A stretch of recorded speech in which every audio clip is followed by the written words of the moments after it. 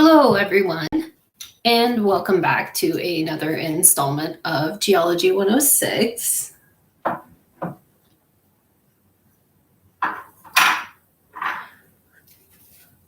We are going to be, the time is currently 2:52.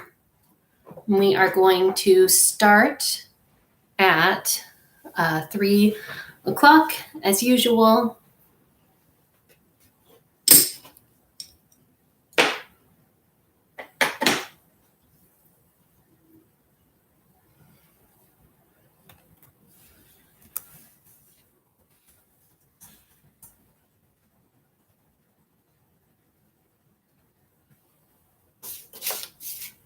All right, I hope you guys are all ready and all set.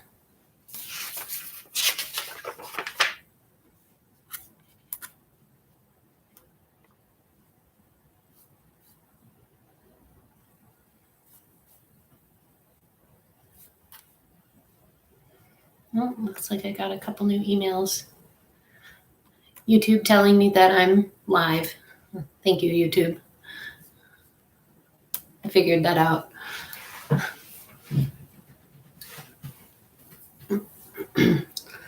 Let's see. So, get a few things organized here. A few things that I don't need.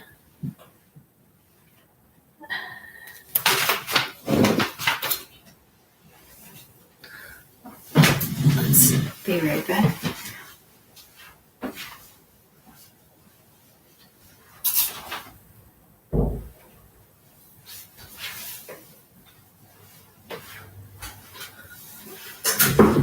One of these times I'll remember to close the door before I start my live stream.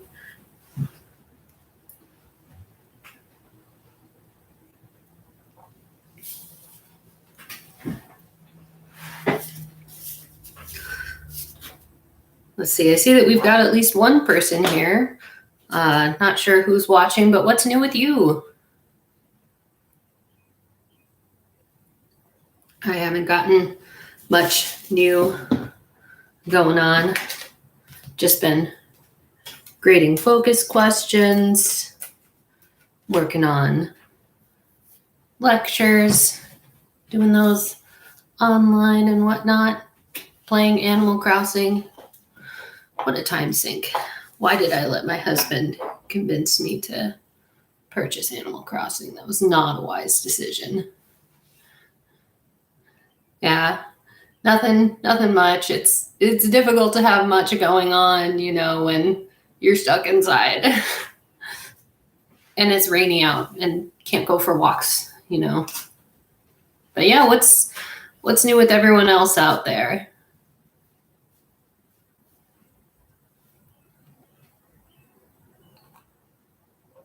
I have my afternoon tea. It's a very delicious blend. It tastes almost like and smells like caramel. It's a black tea. Got it from a store in the mall, Steepology at Alderwood Mall. And it's kind of expensive, but it's so worth it. I think this is French breakfast, and it literally smells like caramel. Kind of tastes like caramel too. So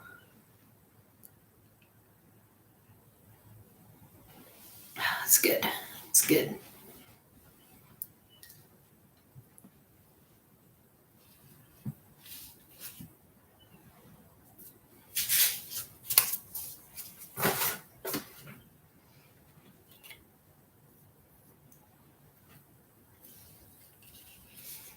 See, it is 2:56 right now, and we will start at 3 o'clock.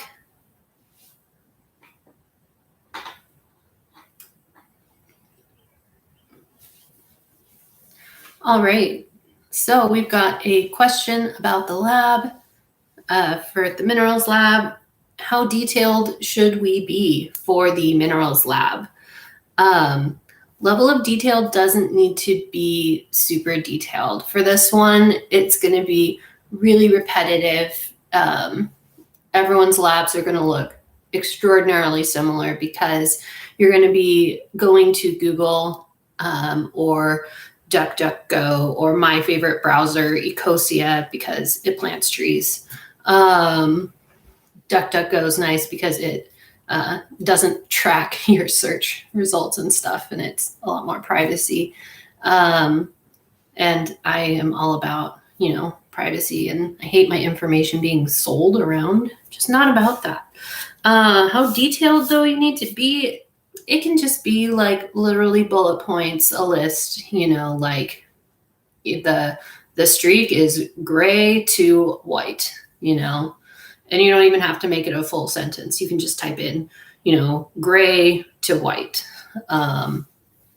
Or you can type in for like cleavage. That's the one where you guys are probably going to be most confused about what to type for cleavage, because some websites will go really in depth and say things that you have no idea what they're talking about, like great along plane, blah, blah, blah, and perfect along the XY.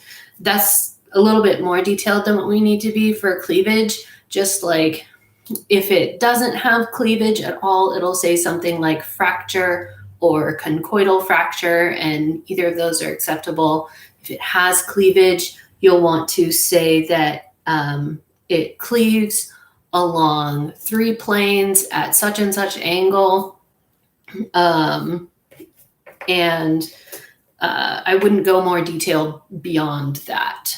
And if you just write like it's good and it cleaves in, 3 directions, that's also great. I think it's beneficial if you also can find the angles at which it cleaves. If the websites that you're looking at have that information on it, go ahead and include it. And then for color, you can just write like every color under the sun for, minerals like quartz and garnet, because they literally do come in every color. If some minerals will have like a really long list, so just pick kind of like the top 3 or the first 3. Also, for economic uses, some of those minerals are going to have a really long list of economic uses. So just pick like 2 or 3 and write those down. And a few of these minerals, I think all the ones that I put on our list have economic uses. I'm pretty sure that all of them do, but in case I missed one that doesn't, and it doesn't have an economic use, sometimes minerals aren't economically valuable and aren't used economically. And so it's okay to put that, but I'm pretty sure that all the minerals that we have do have an economic use. And some webs, you may have to search around, but there are a few websites that will list that. And some of the websites you'll probably come across are things like Mindat, Wikipedia. There's several other good ones out there that are equally good. In fact, sometimes better. Mindat can be a little too detailed sometimes, but there's plenty of great ones out there that you can source your information from. So not too detailed, bullet points. And then the second question was, how should the illustrations be included in the document? You can attach, like if you take just a photograph with your phone or with like a camera, you can just attach those as JPEGs onto the end of the document. If you happen to be an artist and you have some way of drawing it on your computer, like you've got, a tablet or something, or like an iPad, and you just want to like sketch it out with your iPen or whatever on the tablet, and turn that in, that's great if you have that technology available to you. Please don't use like a mouse or a mouse pad though and attempt to make sketches in Microsoft Paint. It's not going to look good, and it's going to be frustrating for everyone involved. So try not to use like a mouse pad or a mouse and do that on like a software like Microsoft Paint. It's not going to turn out good. It won't be pretty. It will look like a few squiggly lines, and it won't even look anything like your mineral that you're sketching. Okay, so let's go ahead and get started. It is 3:02 right now. So we're going to start off with talking about minerals, kind of where we left off. And then after that, I realized that after grading your guys' focus questions on plate tectonics, as well as watching Nick Zettner's live stream last night about plate tectonics part 2, because he did a plate tectonics on Sunday. I don't know if any of you guys had the chance to watch that. And he also did a video on plate tectonics, kind of part 2 last night, and it was great. Nick's such a fantastic lecturer. He's been doing this for 30 years, and he's got ample years of experience on me, and he's super talented. But I kind of realized after watching his live stream and how he tackled it and after grading your questions, that you guys are probably ready for a bit more meat and potatoes on plate tectonics, and I'll try to go over those really quickly at the end of lecture. And this is all information that I kind of would want you guys to know anyways, that's covered in the book and such, and in like the Earth Revealed videos. But I thought that, I could go over some of that with you guys. I will I'll put up the PowerPoint for this because I added some slides to the plate tectonics PowerPoint. So I will make that available to you guys. Let's see, I should probably do that now really quick, actually, before we start the lecture. I will put a link to I'll get a shareable link for you guys here. And I will share it with anyone who has the link.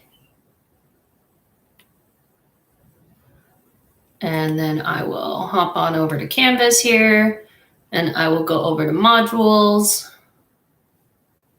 And in the plate tectonics module, I will add a link.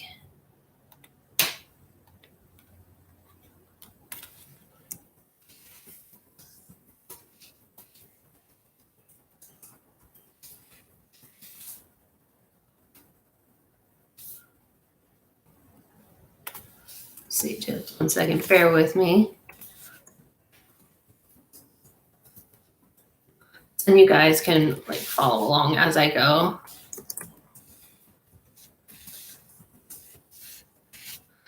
So this is the same PowerPoint that was uploaded before. However, tagged on to the end of it is some more slides and diagrams that we're going to be going over today after we finish talking about minerals. So where we left off on Monday was with talking about the physical properties of minerals, and we left off with talking about additional properties. I hope you guys all saw the announcement on Canvas that I went back to edit the document for the lab and add another box for additional properties. However, I realized after looking at it again, that if I add another column onto that file, everything's just going to be too small and squished together, and it's not really going to be practical for you guys. It really wasn't practical to add that on there. So instead, what I'm going to do is just have you, if there are additional identifying physical properties that are particularly useful for that mineral, just tag it on into the economic uses box. So for example, calcite has a really unique physical property that's useful for identifying it, which is that it effervesces in the presence of hydrochloric acid. So in the economic uses box for calcite, you'll write effervesces. And for example, also with talc, you'll write, that it has a greasy feel. That's not talc. You'll write that it has a waxy or greasy feel to it. I guess it feels weird. yeah, so hopefully that kind of clarifies that. So the document is the same as when I originally posted it. I didn't make any changes. Just want you guys to tag that any useful extra information that a particular mineral has. Not a lot of them have extra useful identifying properties. So it's fine that there isn't an extra column for it because most of those boxes would have been blank. So let's go ahead then and do some actual hands-on stuff.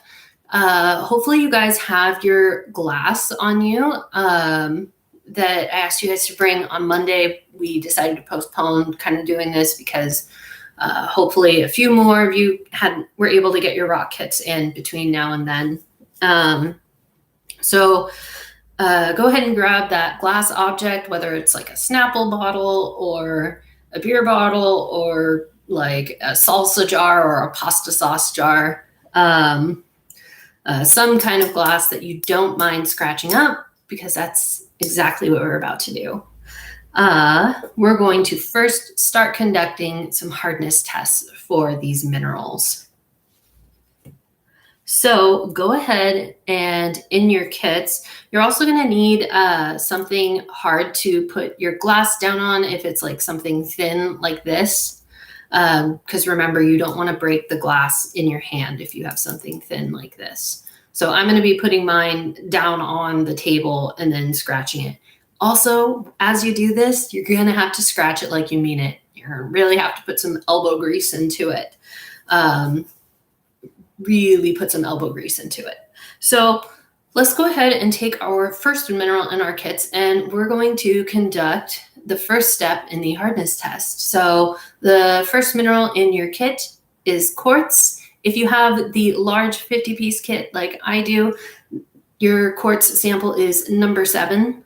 So let's go ahead and take that and really give it a go against your glass object. And I don't know if you guys can hear this like scraping, but you really have to give it a little elbow grease there. All right, and then let me dust that off a little bit. Hopefully you guys can see this. Yes, you can. Right there is the scratch from, sorry, you can see my chipped nail polish. Right there you can see the crack or scratch from the quartz crystal. So right away, we now have at least one frame of reference for how hard this mineral is. We know it's harder than glass. And if you have that PowerPoint pulled up and accessible, you can scroll back or turn to slide 13 and the relative Mohs hardness scale. A diagram of that is posted. And you'll see that glass has a hardness of 5.5. So already we know that we have something that's harder than 5.5, right? Now, if you guys happen to just have, which I doubt you do, a streak plate lying around, this is kind of a matte porcelain, and it has a hardness of 6.5 on the Mohs hardness scale. So this quartz should also scratch this, right? Or if it does, we know that it's harder than 6.5. If it doesn't scratch it, we've narrowed down something that it's in between. So I am going to whale on this streak plate, dust it off. And then how I'm going to figure out if it's scratched or not is I'm not going to look for a scratch, because sometimes it can leave behind a dust on it and it looks like a scratch, but it's actually not. So I'm going to just take my fingernail and like run my fingernail across that area. And if I find like an indent in it, right, then I know that I have scratched the streak plate. And this guy barely scratched the streak plate. I just didn't whale on it hard enough. But it did indeed scratch the streak plate. So we now know that it's harder than 6.5. Let's see. I do have, let's see, this really gorgeous corundum crystal right here. it's kind of small and I don't want to risk like damaging the stuff around it. However, I already know that this is corundum, and I already know that it has a hardness of 9. And what is corundum? Spoiler alert, it is a ruby or sapphire. Yes, ruby and sapphires are actually the same mineral. It's just that they have like a little bit of impurity that gives them a different color, will make it anywhere from blue to purple to red to pink, or even clear. If there's no impurities at all, it's going to actually be clear in color. And gemologists just gave it the name ruby if it was red, or like sapphire if it's blue. But if I was feeling braver, I would take this quartz, right, and try scratching it against an object with a known hardness, right, to see if it would scratch it. And I would find that this quartz crystal I would be able to narrow it down further and further and find that it has a hardness of 7, right? So let's go ahead and just scratch a few more things for fun. Go ahead and grab your feldspar sample, which is number 2 in your kit. If you have the large kit like me, it's, I believe, number 1. Mine actually came with 2 numbers on it. I don't know why it had 2 stickers and they were different stickers. I'm pretty sure it's number 1 in your kit. It looks like this. Mine looks like this. It's okay if yours looks a little bit different. Feldspar, again, is just a family term. So your feldspar might be different than the one that's in my kit. What I'm going to have you guys do is, on your own time, try to figure out which feldspar is yours. Actually, we'll just do it right now. Let's do it right now. I'll give you guys the clues, and I'll have you look at your sample. And if you guys have those indicators on your sample, you can figure out one way or another whether it is potassium feldspar, also known as K-spar, or if it is plagioclase feldspar. Hopefully they didn't give you microcline. If they gave you microcline, just call it potassium feldspar. That's not true, but it will. Microcline looks a lot more like potassium feldspar than it does plagioclase. So even if they gave you microcline, and they shouldn't have given you something like amazonite or any of the other feldspars. So let's go ahead and take that though, and go ahead and scratch it against your glass, because scratching things is fun. Gotta give it a little bit of elbow grease here. And we will see who won.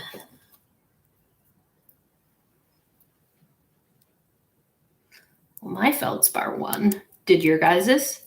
See that scratch there right above my really messy quartz scratch? My feldspar won. Let's go ahead and take the next sample in your kit. Sample number 3, it is the mica muscovite. Mica, again, being a family name for minerals. Muscovite being this particular one's actual name. If you have the large kit like myself, that is sample number 4. But for most of you, it's sample number 3. Looks like this, really thin, paper thin kind of. You can even break it if you want into thin sheets with like your fingernail. You can just flake the stuff off. Let's go ahead and scratch it against your glass. You will find that no matter how hard you press, nothing happens. No new scratches. I went right here in case you guys were wondering.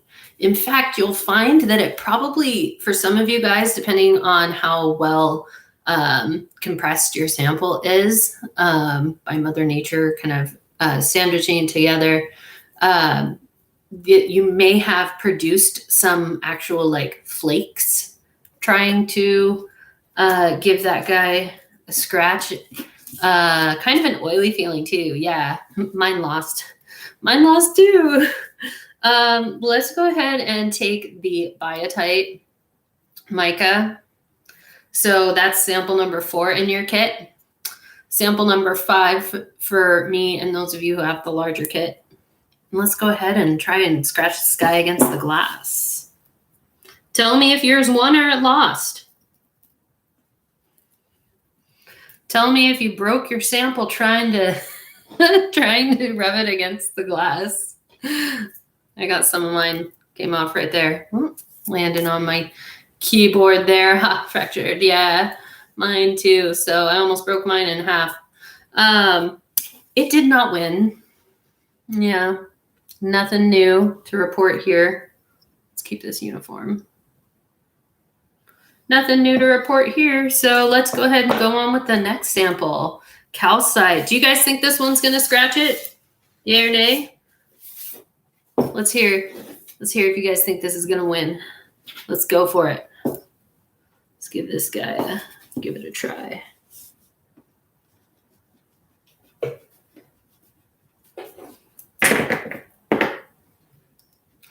So that sample, calcite is sample number 5 in your kit. If you have the large kit like myself, it is sample number 6.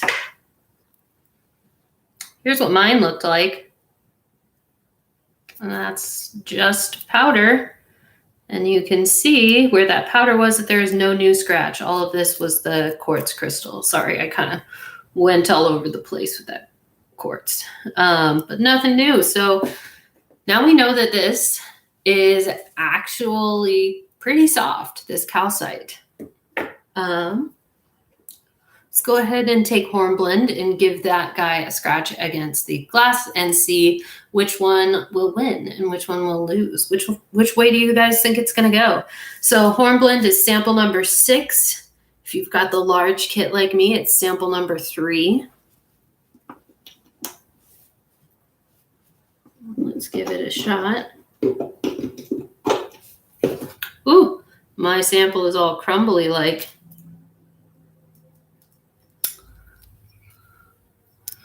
This is the way, no, this is the orientation I've been using. So it's difficult to see, but right here, this dark line is the new scratch from the hornblende right there. So even though my sample is pretty weathered, hopefully yours isn't super weathered like mine is. But so it crumbled a little bit. It was still able to scratch the glass though. So let's go ahead and move on to number 17 in your kits, which is talc. If you've got the large kit, it's sample number 19. Talc this is actually technically speaking, it's soapstone, which is why it's in the metamorphic section of your rock kit. Because soapstone, it's almost entirely talc, but there are a few other things in it, a few other minerals in it that make it a rock. But it's so overwhelmingly talc that we can use it for the purposes of just testing the mineral talc. So let's go ahead and give that guy a shot against your glass that you've got there at home.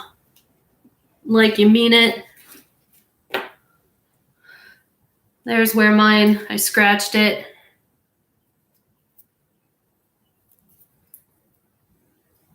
Let's see. So mine has like this really waxy like streak across it, right? And it should have powdered a lot. Go ahead and take like some fabric or something though, and try and wipe that away, that waxy stuff. Because that is going to mask any scratch that you do or do not have. So you got to kind of rub that off. It's going to take a little bit. All right. I have it rubbed off now. You can still kind of see it a little bit. Let's see. Right here, there's like this waxy kind of streak, but that's not actually a scratch. There's not actually like an indent in the glass under it. And if you are feeling a bit of, if it did scratch, it might have been one of the other minerals. You may actually just have a higher concentration of other minerals in here, but talc is actually very soft and it does not scratch glass. So let's go ahead and test your copper now if you were able to get a hold of a 1982 or older penny. Let's give that guy a shot.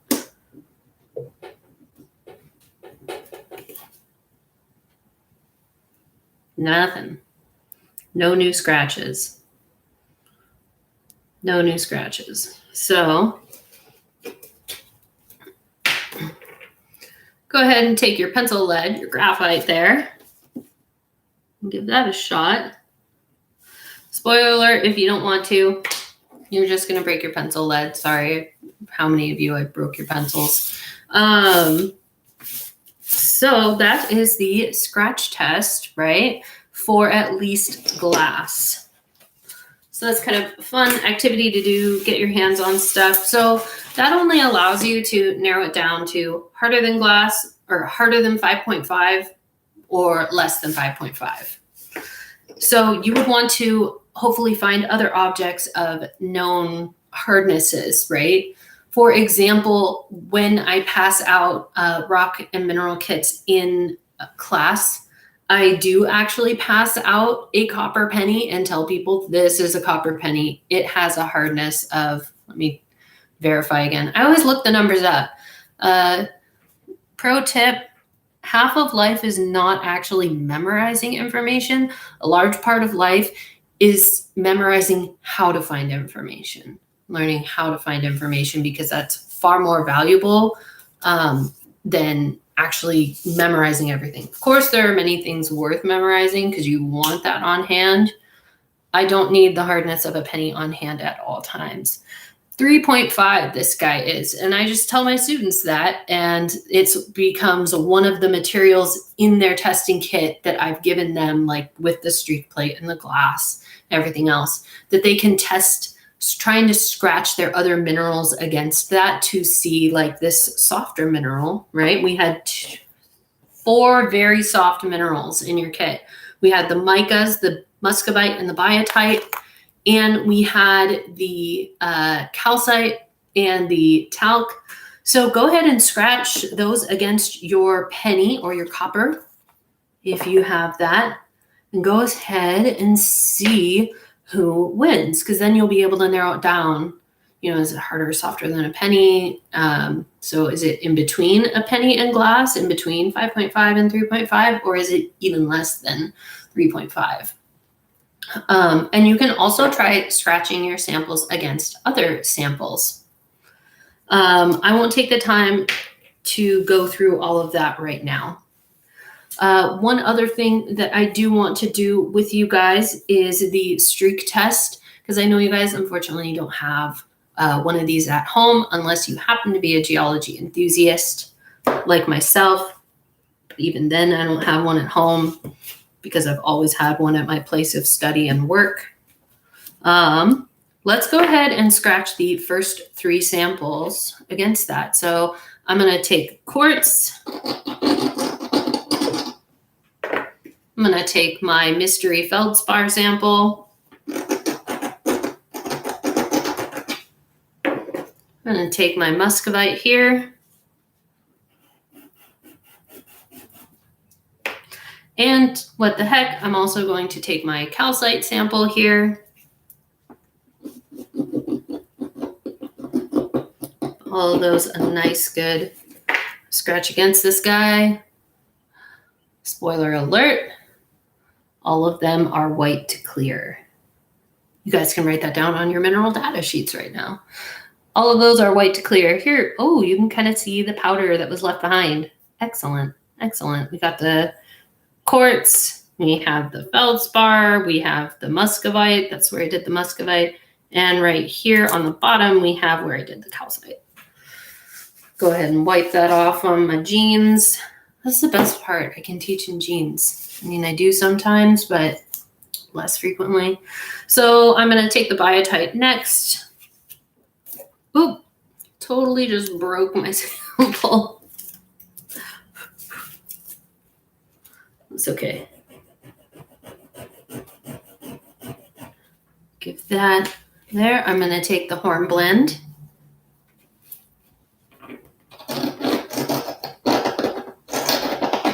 Can you guys hear that scratching sound?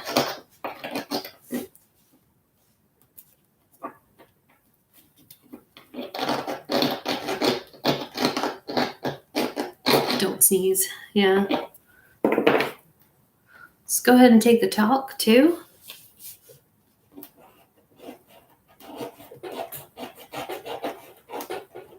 Camera shakes too. It's because I'm on a flimsy card table right now. I ordered a better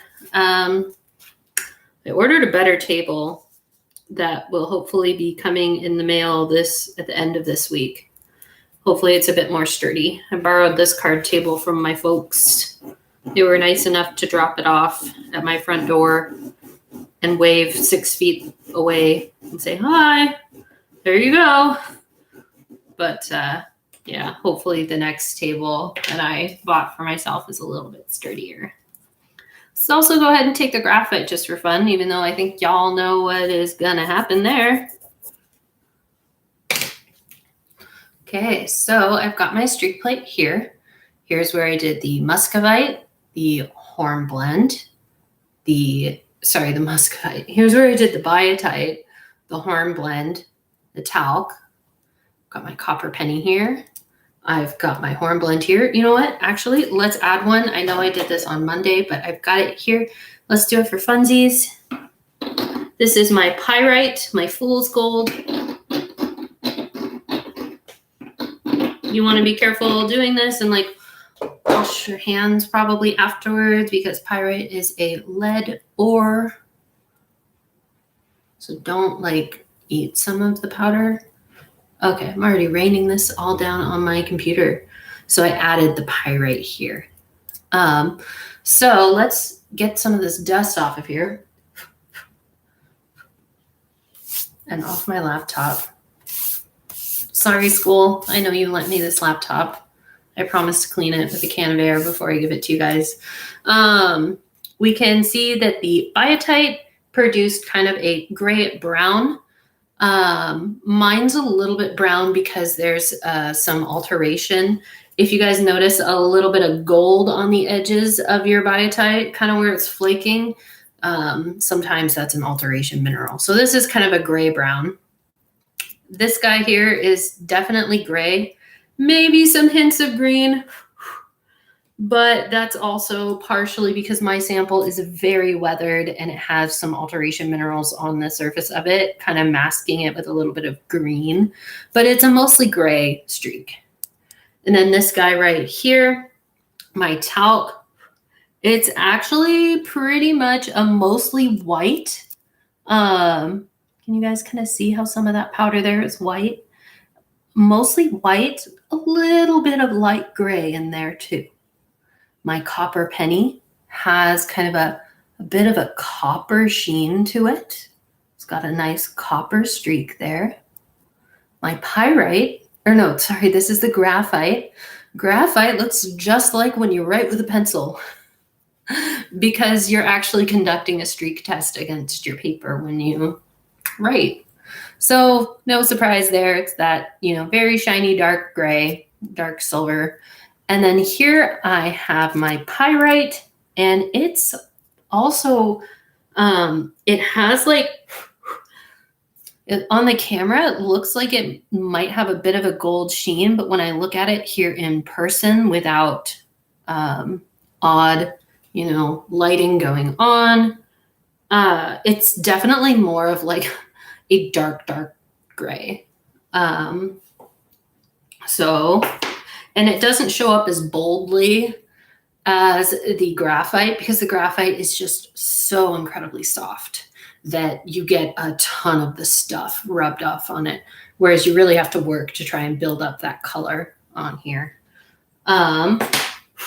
So there you guys go. You can write down some of those answers for what the streak color is for those minerals that I just tested for y'all.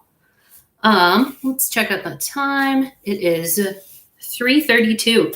So let's go ahead then. I think that's all the hands-on stuff that we're able to really do here. I have mica flakes everywhere. Let's go ahead and move on then to talking about the PowerPoint here. I was able to get my printer to actually print the last few slides. Hooray! Which means that I can point to some of the diagrams for y'all. And if anyone's watching and isn't in my class for some bizarre reason, you're just a glutton for geology, you're watching, then you can see some of the diagrams here. So let's go ahead and go to what slide number is this? I have this in the corner. Slide 17. So gemstones, Caitlin's least favorite term. When I hear this term, I think newbie, or yeah, not even newbie, normie. I hate the term gemstone. Why? Because gemstones are not based on atomic structure or chemical composition or anything like that. Naming for gemstones is really based on color and aesthetics and stuff. So basically, they took minerals back in the day, found out their hardness, so they knew that some stones, blue stones, were different than other blue stones.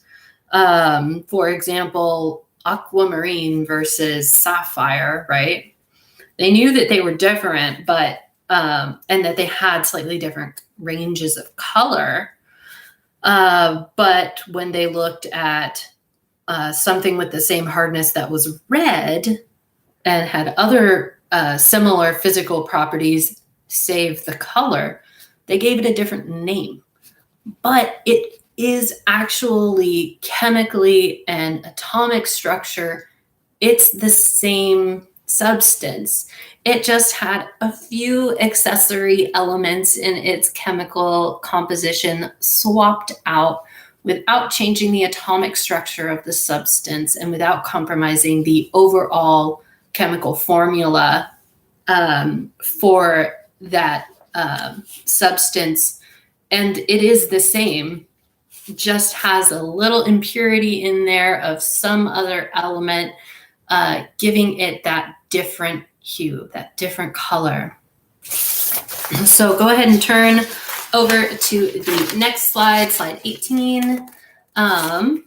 So it's a different color, usually just gave it a different name, but they're actually the same. So I have an ad here. It's so tiny, I'm really sorry. I remember getting an ad in the mail when I was a student for Valentine's Day for like Fred, some jewelry store, and they were selling rare pink sapphires. And they were marketing this as like super special, rare pink sapphires. Well, a pink sapphire is just a lightly colored ruby. So basically they were selling ruby jewelry, but marketing them as pink sapphires. And for those of you who are more familiar with gemstones, sapphires are like a really pretty blue, usually a deep blue. But it's all corundum. It's all the same thing. And I have here this picture in this corner, this beautiful doubly terminated corundum crystal actually shows both the pink, reddish pink and the blue tones in the same crystal. So we've got both the sapphire color and the ruby color in the same crystal. It's all one crystal, gorgeously formed. And here I have another corundum crystal that doesn't have any impurities in it, giving it a different hue, and we can see that it is a clear color. Very gorgeous, beautifully doubly terminated crystal habit there. Gorgeous. And then I have pictured down here an emerald and an aquamarine stone.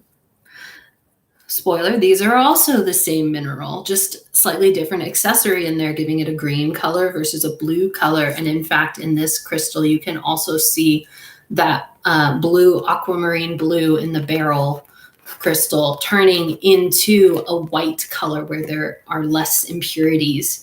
And in the gem world, they actually do even give yet another name to when aquamarine doesn't have any color in it. When beryl is colorless, they call it goshenite. And yet further, I've got the picture of this ring here, and the center stone is kind of a peachy color.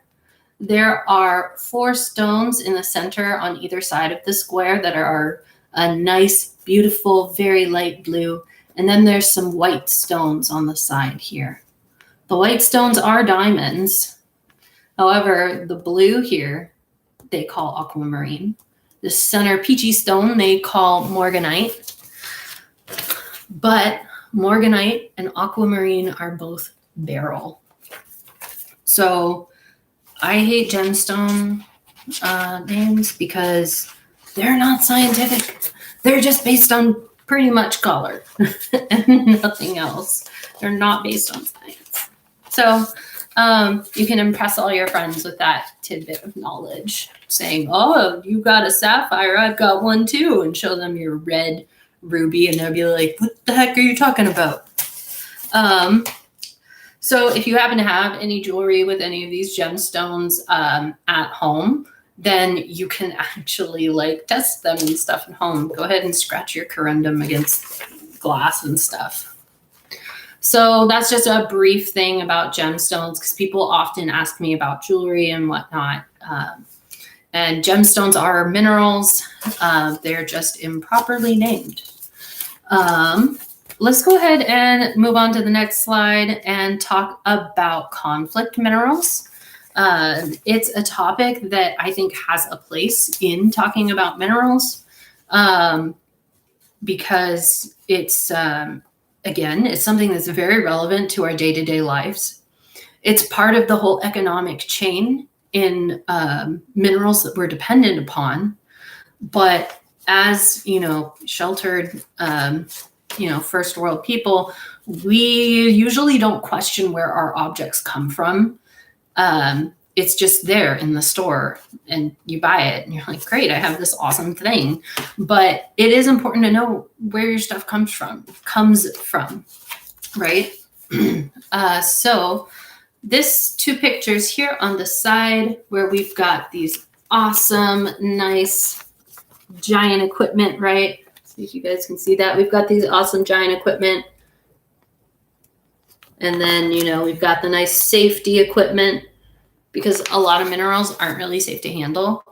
For example, like pyrite, if you're going to be around this stuff all day, every day mining it, you really would want protective gear because it is a lead ore.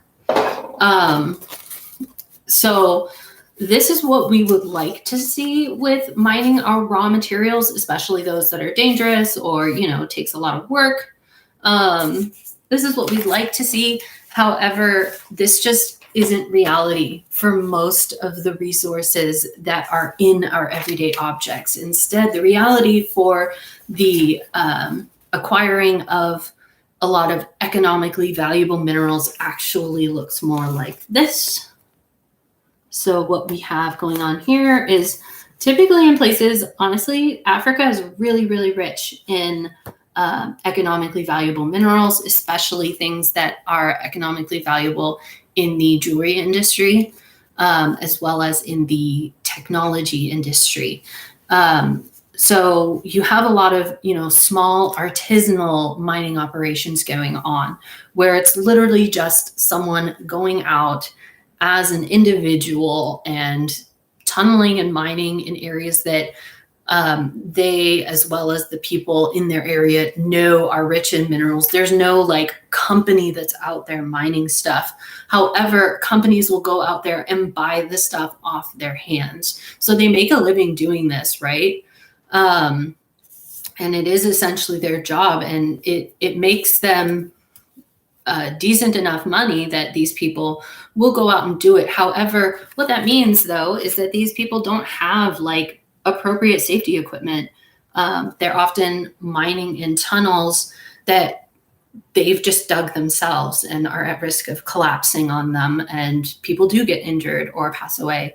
Or children often end up working in these to help feed their families, because while it is a way that they're able to make money, it's not that much.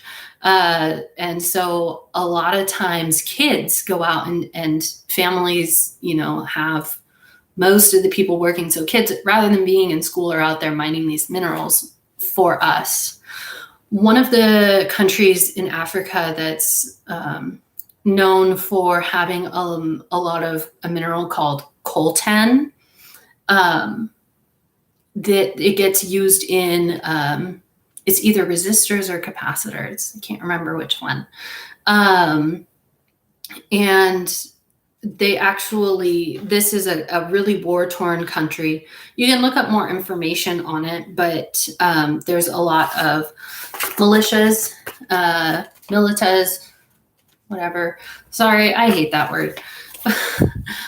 Which pronunciation do you guys use? Milita, militia. But there's a lot of militant groups who end up basically just going out into these villages and kind of plundering them and forcing people in those villages to acquire these minerals on their behalf. And then they don't really pay the people.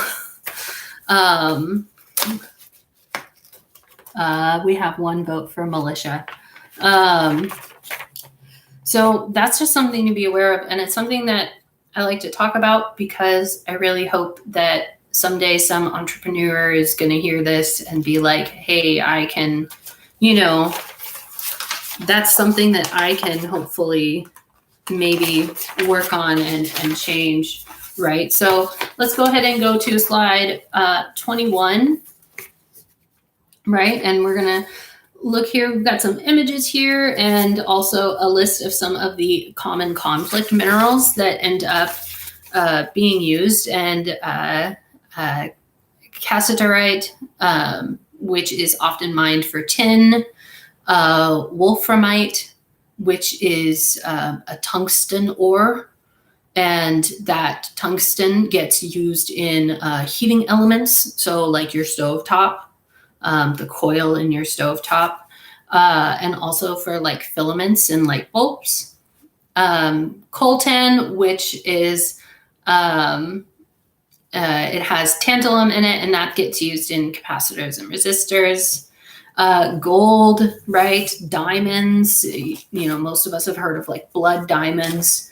And that's why when like I buy jewelry, I try to buy, which is almost never. I wish. I tend to get things like qubit zirconium. For example, this necklace is made out of qubit zirconium. It is a substance that is not naturally occurring, so we can't call it a mineral. It's only been produced in labs, but it looks very much like a diamond. And so, and it's pretty, sparkles, looks good, so if you want that clear white stone with almost as good of a sparkle as a diamond, qubit zirconium, why not go for it? And it is a heck of a lot cheaper than a diamond. Diamonds aren't even rare. That's the biggest crock of all of this, is that diamonds aren't even rare. Like, there are other minerals. I'm pretty sure that like corundum is actually more rare than diamonds, but they artificially control the market and only let so many diamonds out at a time. Driving up the price, even though it's not actually rare. Same thing they do with pearls. Like I mentioned, my friend got me those pearl objects in Korea, South Korea, where she's from. They're not rare. So they cost like nothing there. But they artificially control the market in America and probably other European markets. So that's just something to be aware of. I also have a slide at the end of the PowerPoint dedicated to talking about some of the processes that people have tried to initiate to help alleviate some of the issues with these conflict minerals, and why so far these things, though, haven't really worked very well. So the Kimberley process is a process that was initiated for diamonds. They started the Kimberley process. The UN started it in 2003 to try and prevent conflict diamonds from entering mainstream markets. How they did that is that when the diamonds are sold to a distribution company from an artisan, they are supposed to be issued a document saying like, hey, this mineral, this diamond that I'm selling you wasn't, harvested by a child. It wasn't harvested against, my will, like under gunpoint, some militia trying to profit off of me rather than, me being able to come to you and sell it to you directly. And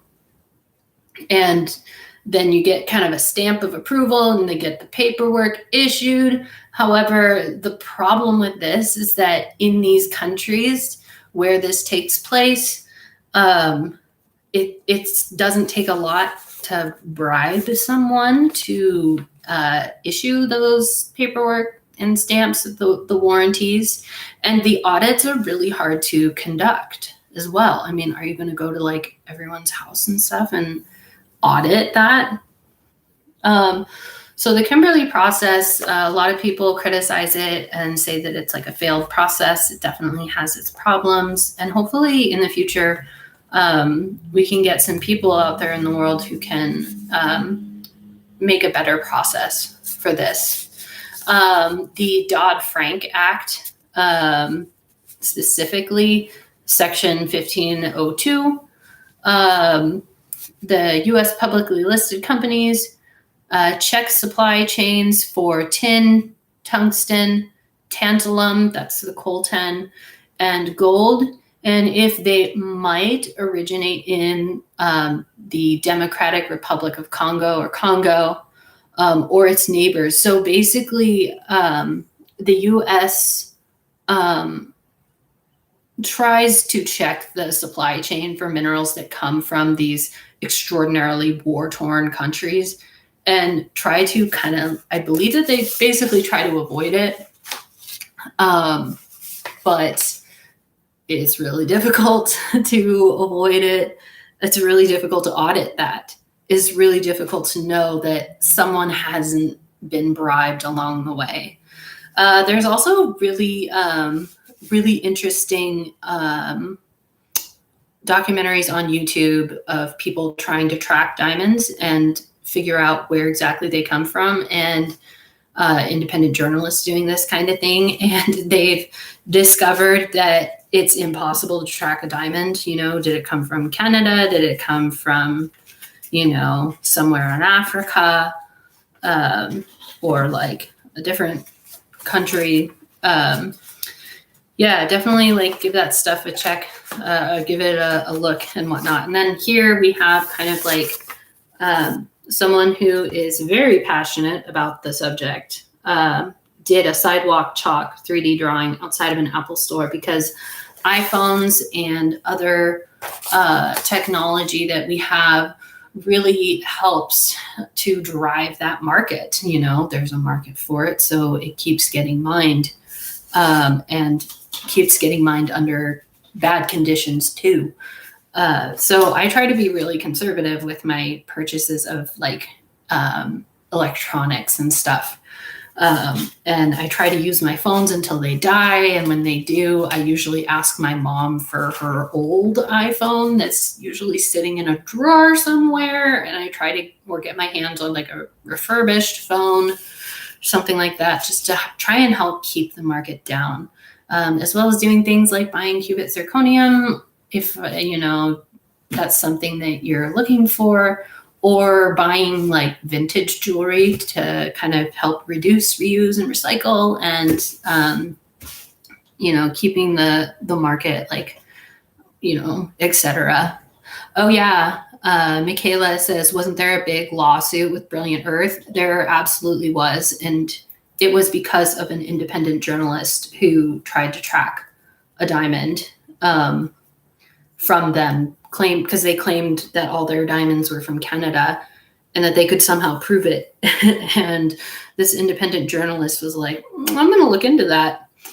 And I felt really bad too, because that came out like a couple years after I got married, and my wedding band is from Brilliant Earth, who supposedly uses recycled like gold and silver to help to keep the market down for conflict minerals.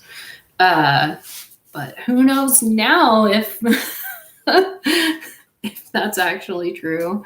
Yeah, so Brilliant Earth. Come on, guys. I expected better from y'all. So that pretty much ends our topic, our conversation, so about minerals. Let's see, someone else asked, what's your birthstone? My birthstone is aquamarine, aka beryl. And then it's hard to address a mineral problem with regular action and uniform, unfortunately. And that was from Alicia. And Alicia, you're absolutely right. That's why this whole thing is a problem, because it is difficult for companies to employ someone to go out there and audit it. And there wouldn't be as much of a profit margin if they like set up some sort of establishment in these countries. And even then that would be kind of like a little sketchy if like, the US wanted to set up like their own mine in one of these African countries. There's just a lot of legal issues that come with that. And it makes it really difficult. And I have hope that there is some sort of good system that could be implemented, and that some great thinker is out there who can come up with a creative solution that really works for this kind of stuff. But anyways, enough talk about minerals and conflict minerals. Let's go ahead and gemstones, names. Let's go ahead and change gears here. Grab a sip of your tea or whatever you've got. My tea's cold now. And let's go ahead and talk a bit more about plate tectonics. I really want to go over some of the stuff that I was wanting you guys to read in your text, as well as glean from the Earth Revealed videos. And we have the time here. We usually don't use the whole 3-hour time slot in this class that we have set aside for each day. So it's only been an hour. Let's go ahead and hit some more topics on plate tectonics. And thank you, Nick, for posting your plate tectonics talks. First of all, they're fascinating. I love listening to his talks. They're all about all kinds of things. And it really helped give me some ideas for how I can better communicate this information to you guys. I'm always looking for ways to try and improve my skills as an educator. Because I love doing it. So let's go ahead and change the PowerPoint that I've got in the margin here over to the plate tectonics one. Let's see, done. Were y'all able to track down the link that I posted in Canvas? Was it there for you guys?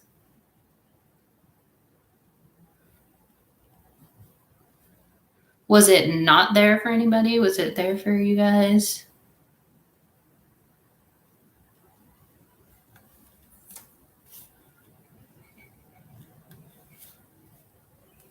I don't have any answers from you guys in the chat. And I don't see anybody else on. I see one person on it. Alicia, yeah. Okay, awesome. So you are the e-bubble that is there on the PowerPoint. So I now know that that is accessible to you guys. Excellent, wonderful. Part 2. So it's the last link in that module that says part 2. And it picks up all the new stuff, starts on slide 18. And it has like a blue margin on the side, on the left-hand side. So that should also kind of help you guys track where we are kicking off. And there's a nice funny meme on slide 18 that I don't have printed out here for you guys to see. So bonus for you guys who have the actual slide pulled up and can find the meme. So I wanted to start off with this beautiful illustration here. I love this one. And we have a really big map of this in the geology classroom. It's gigantic. as in it's like the size of like a wall almost. So this here, what we are looking at here, and the reason why I want to show this to you is because all these really dark lines here are these raised up ridges. Someone commented about the longest mountain chain in the world.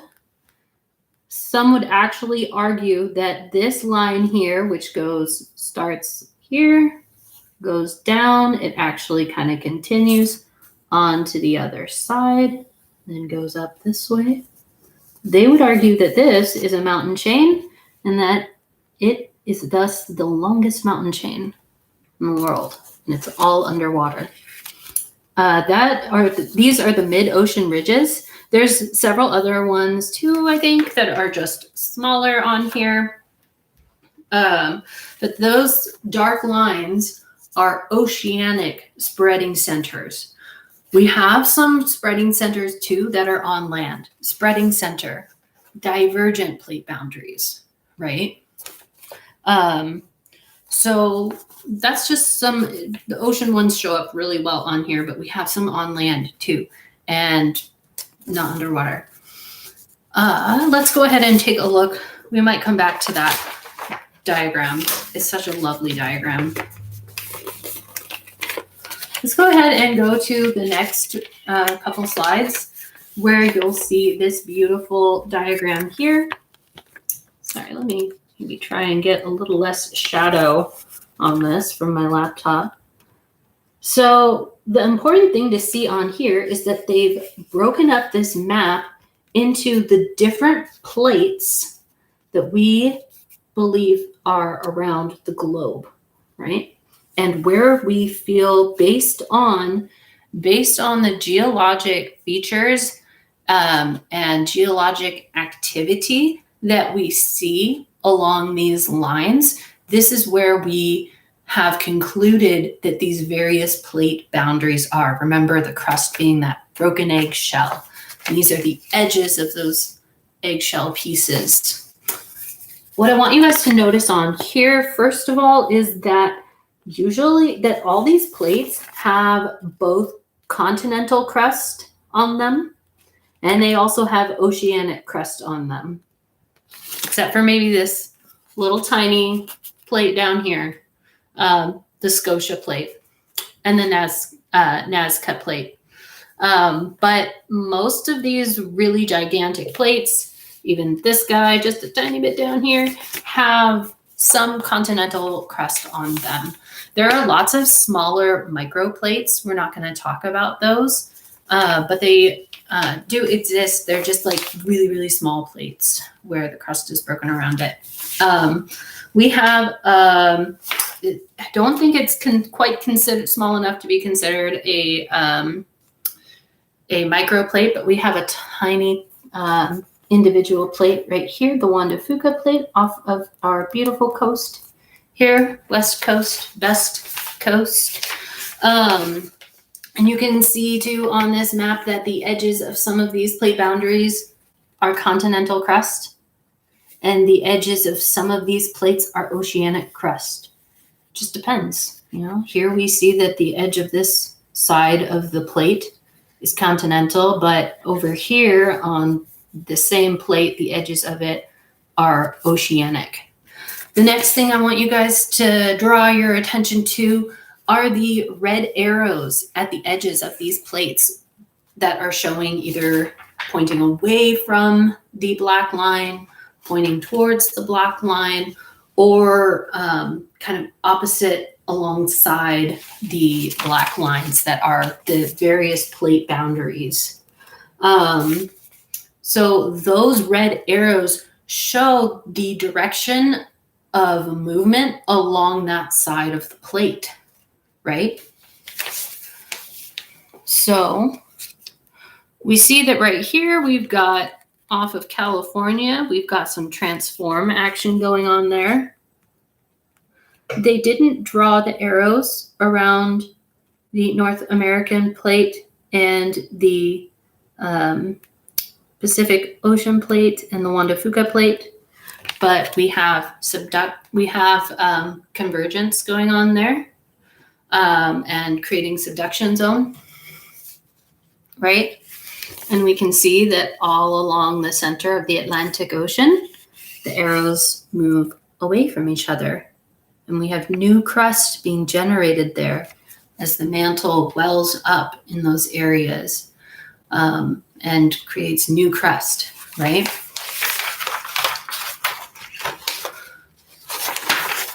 Let's go ahead and talk about the Ring of Fire a little bit.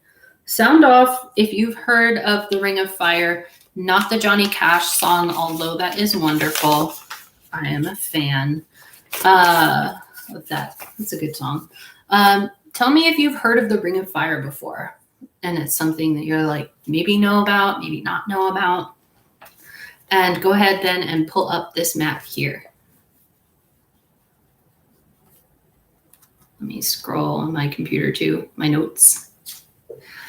So yeah, a few of you guys already are saying that you've heard of the Ring of Fire. How many of you guys have like knowledge about like what it is though? Now, let's talk a bit more too about like the why. The Ring of Fire is basically, I'll try to zoom in, come in close on this. So here we see that the black triangles are the distribution of volcanoes around the world. See, I'm a little too close there. And the red dots are where earthquakes tended to occur. And if you'll notice, the earthquakes especially tend to occur along the same places where those plate boundaries are. That is part of why we draw those plate boundaries where we do. There's earthquakes there. We believe that's caused by the plate motion going on. More depth to come on that in the upcoming slides. The Ring of Fire specifically, though, if you'll notice, most of the black triangles here, most of the volcanoes are around the Pacific Ocean, all around here, right? So we've got North America and South America up to Alaska, coming alongside Russia and Asia, right? And then down here we've got kind of way off the coast of Australia. And this is the Pacific Ocean. We have a few volcanoes over here in Africa, right? We have some volcanic activity going on, like true stratovolcanoes. I shouldn't say true volcanoes. It's volcanic activity, but it's not like a single large volcano, which is what this map is of. So you can see that there's not a whole lot of volcanic activity going on out here. You can see that in the center of these plates, right, in the middle of the plates, you don't really have any volcanic activity going on. They're just blank with volcanoes for the most part. Whereas then you compare it all along here, and it's just chock full of them. And it forms this ring of fire, right, all around the Pacific Ocean.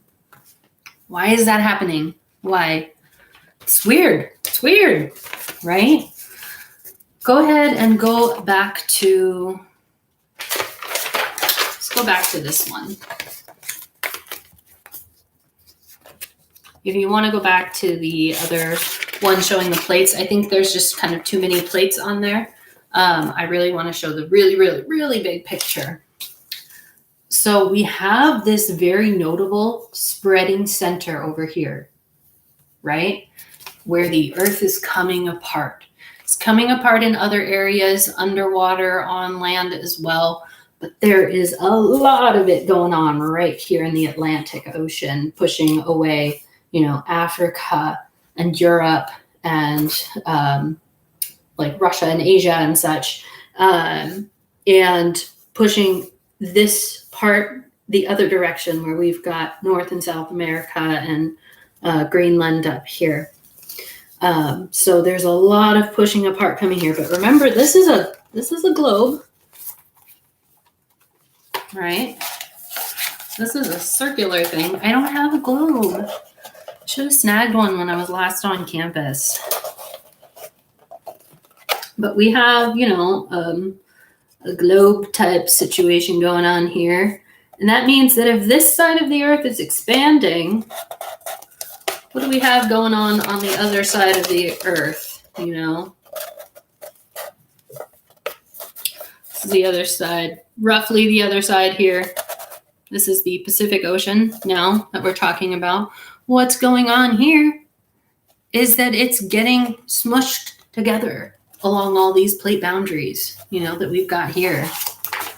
So we've got expanding going on here, and then I see contracting, not quite contracting, but definitely being squished and crowded. And that's causing a lot of the subduction. So you've got these things, these plate edges that are either crumpling up together or in most cases subducting. One is continental and one is oceanic, or both are oceanic and one subducting below the other.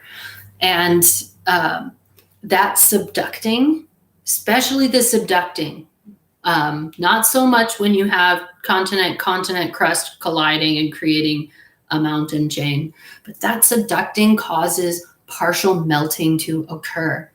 And it's that partial melting that occurs with subduction, because remember, the mantle is a solid, right? It's like warmed wax. It's like hot wax that's not quite liquid, but it's squishy and it can move around because it's so squishy. It's almost melted, but not quite. But in those areas where you have crust plunging down into the mantle, right? You get, I should probably just like draw a picture to help out here. In those areas where you have the crust plunging down into the mantle,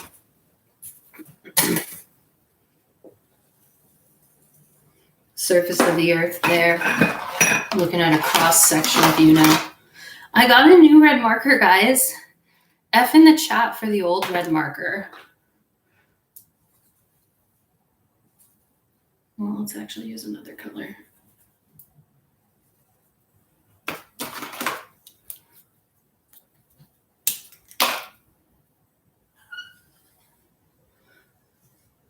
We've got our core here, right? The inner and the outer.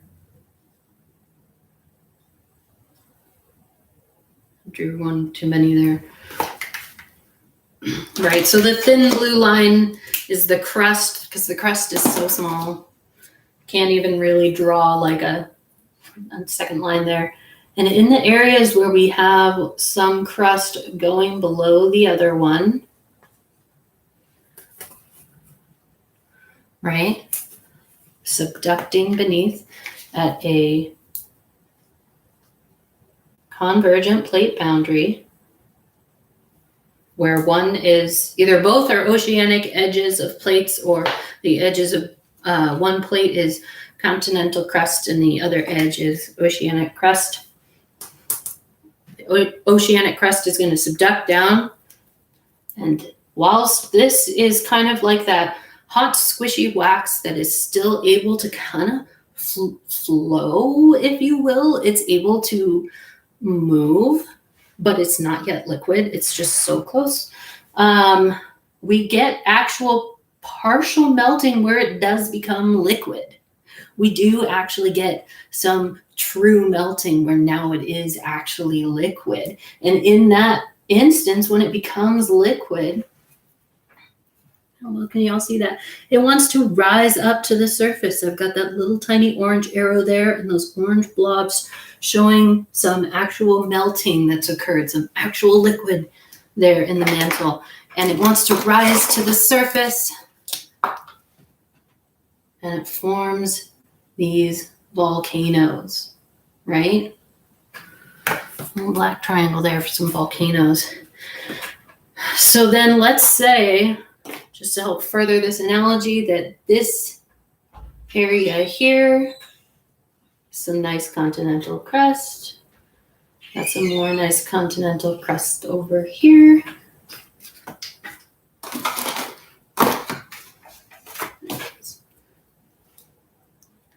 So over here,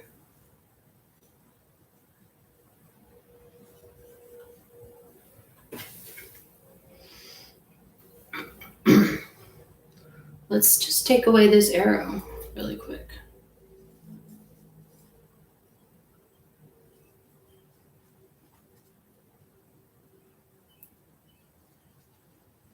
So we've got blue here is now representing oceanic crust, and orange there representing continental crust, where all the land is. It's that thicker, more buoyant stuff that's kind of like a buoy out in the ocean, and the blue stuff is like a lead weight. Over here, though, I have drawn the spreading center of the Atlantic Ocean, that small line there in between the two arrows.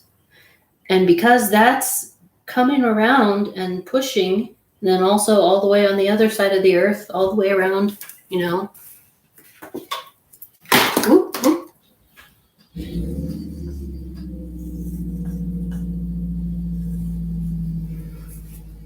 More pushing going on all the way around the other side of the earth. The Pacific Ocean there, this is perfectly drawn to scale, let me assure you. We have the Pacific Ocean just being like squished and it's subducting beneath the other continents, right? And the volcanoes, this is the best analogy I have, and it's also the grossest analogy I have. They're like little zits that just pop up as you push together. Sorry, y'all, for that gross analogy, but it's the best way to explain all those volcanoes occurring around the Ring of Fire. So yeah, you get the partial melting occurring right here and here. But apt analogy. It is an apt analogy. I've never actually had an instructor use that in class. I think they're all just afraid to because it's so gross, but it's the best analogy I've ever come up with for it. And I don't know why. I think the only reason why more people don't use it is because it's gross. So that explains the Ring of Fire. Right? How am I doing on time? 4:15. Let's keep moving. So that explains why we have this fire referring to the volcanoes. It explains why we've got that ring of fire around here, and we don't see hardly any other volcanoes in the center of plates or at the spreading apart, where plates are coming apart from one another along those edges. There's just not really volcanoes there. Not like these big giant things like Mount St. Helens or Rainier. We don't really have those along those spreading centers. We do have ridges, yes, but it's not just like this Mount Rainier underneath on those spreading centers. We do have some volcanoes going on over here. We're going to talk about that because it is volcanic activity that's happening there. It's a little more complicated. So earthquakes, though, we see those at all plate boundaries. They're a problem everywhere where stuff is coming apart, stuff is getting squished together, or stuff is rubbing alongside one another. Why? Why exactly? Let's talk about that. Do I have a slide for that? I don't think I really have a slide dedicated to that. That's okay. We'll just talk about it. The reason why that's a problem is because those plates in areas where you have convergence, you've got either the two continental crust edges crumpling up against one another. It's like a, like a car crash where the hoods of like the cars just kind of crumple up. They've got that nice crumple zone that engineers build into cars to help reduce the impact of cars. And it just crumples upwards. So you've got that crumpling zone, or you have the subduction going on. And that process, you have plates that are in conflict with one another. They're either pushing each other up or subducting beneath the other, which is what we have going on here in Washington and all along the west coast of North America and South America. We have this subduction going on. These plates get stuck on each other. They literally get stuck. And when they finally, have so much pressure built up on them, they become very briefly unstuck and they slip, right? And it's that sudden slip that releases a lot of energy that causes those earthquakes. Same thing when you've got these plates moving side to side, right? They're kind of stuck together, and then they eventually get so much pressure, like pushing, built up, that it just releases and lets go and kind of snaps to a more comfortable resting spot. And it's that slip, that sudden movement, that sudden slip that creates the earthquakes along those plate boundaries. If you go back yet again to this slide here, you will see that we don't really have earthquakes occurring in the center. My map's upside down. What is true upside down and not upside down? Think about that. It's a ball floating in space. So you see, though, that there aren't really earthquakes occurring in other locations. We have some out here in the center of, the US, but we also have a lot of monitoring technology. And we have some over here in Eurasia. But even still, these scattered earthquakes, nowhere near the same quantity of earthquakes that we have occurring along all of these edges here. There also are earthquakes that are a problem where the plates are coming apart from each other, and you have mantle welling up and coming up through the crust and pushing that crust kind of apart. That also creates a lot of earthquakes as well. So plate tectonics, the theory of plate tectonics, the idea that there are plates, that they get kind of locked up against one another, really is a great idea for explaining why we see earthquakes where we do. There were people who were observing this stuff before the theory of plate tectonics was even coined. And while the theory of plate tectonics was in its infancy, and people who maybe hadn't even heard the idea, they were still making these observations of where the earthquakes and volcanoes were. And they didn't really understand why, but they were able to see this pattern. And when the theory of plate tectonics came along, they were able to say, well, that really explains quite nicely why we have this weird distribution. I mean, it's weird. Look at that. If you didn't know about plate tectonics, or that idea, you hadn't ever heard that idea, you would look at this distribution and be like, well, that's oddly specific. So when they finally got that idea, they were like, well, that, kind of helps explain the oddly specific trends that we're seeing. Let's go ahead and talk about the next slide. So we're going to be diving more into earthquakes and volcanoes really quickly. My slide has the text on it. There are empty bullet points on the slide online. So make some little dashed marks and kind of take in your own notes as we go along. So for subduction zones, right? Let's take a look at subduction zones. So we just kind of really hashed this out, so we'll probably not spend too much time here, but you can see this subduction going on here.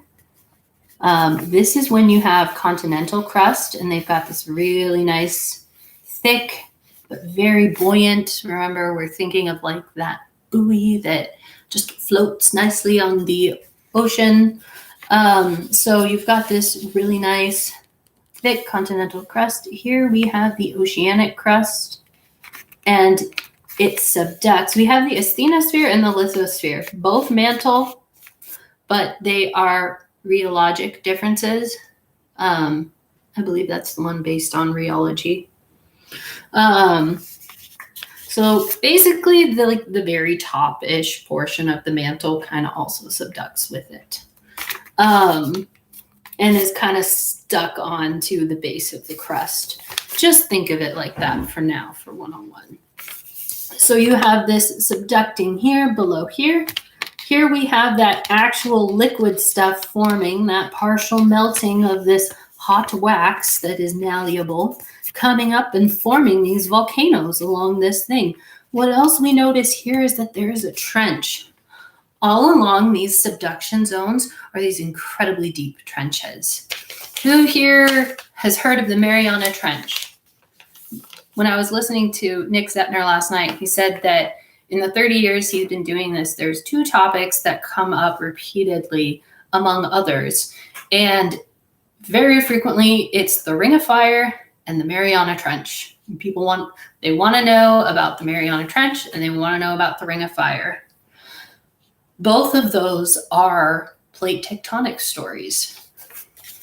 So essentially what happens here, right, is that you've got this big trench, deep trench that's forming right where one subducts below the other, because there's a little bit of pull going on, right?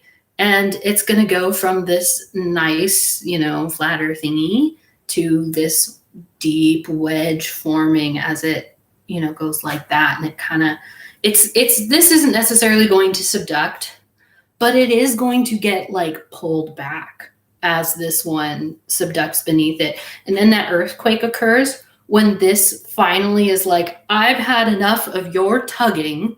I'm going to snap back into place a little bit. And then this kind of subducts more, and this continental crust that is very buoyant says, I've had enough of you.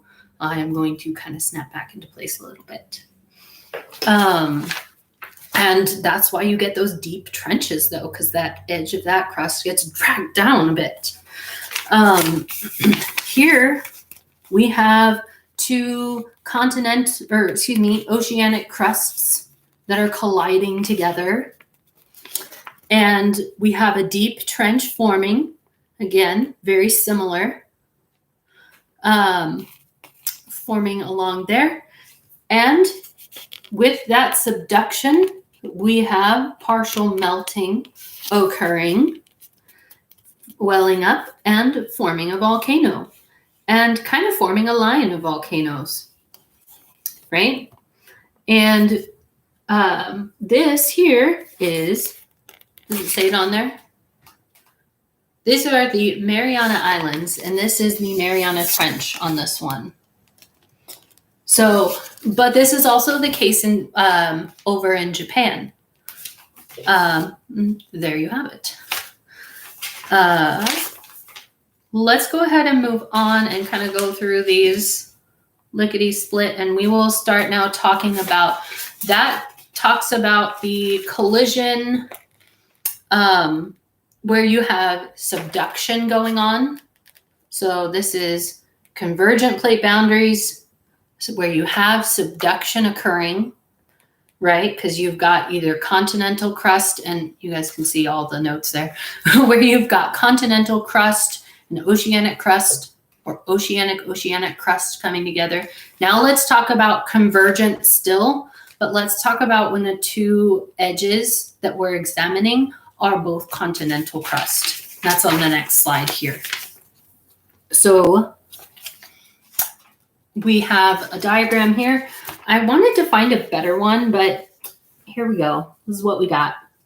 So we've got two continents coming together, and there's just this crumple zone that's occurring, and we don't really have subduction.